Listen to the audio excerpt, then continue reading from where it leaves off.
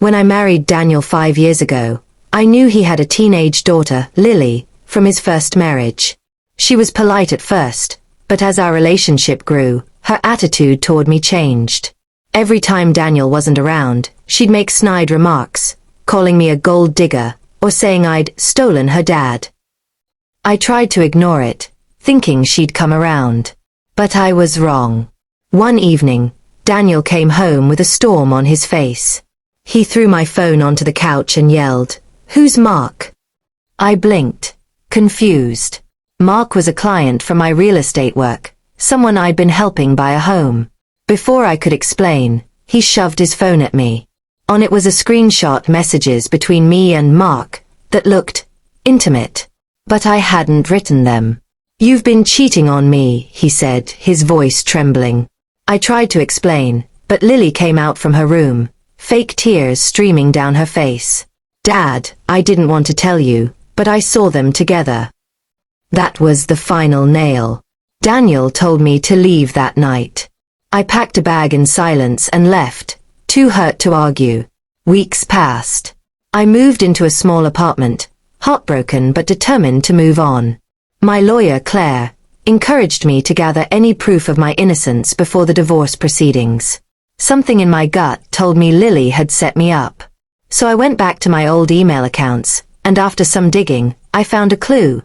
Messages sent from an old phone number I hadn't used in years. I contacted my service provider and requested logs.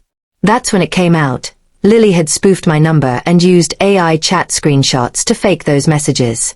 I felt sick but relieved. I finally had proof. At the first divorce hearing, Daniel looked cold and distant, while Lily sat beside him, pretending to comfort him. My lawyer handed the judge our evidence. The spoofed number, the metadata from Lily's phone, and even a recorded confession from one of her friends who admitted Lily had bragged about getting rid of me. Daniel's expression changed immediately. He turned to Lily and whispered something, but she refused to meet his eyes. When the judge read out the findings, it was clear. Daniel owed me an apology and compensation for wrongful accusations that affected my career and reputation.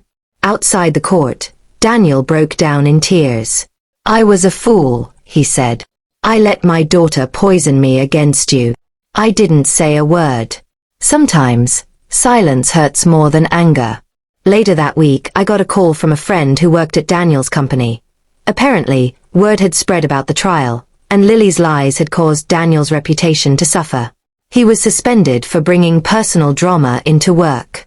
As for Lily, her mother refused to take her in, and she was forced to move out after being caught lying again at school. Months later, I bought a new house with the divorce settlement.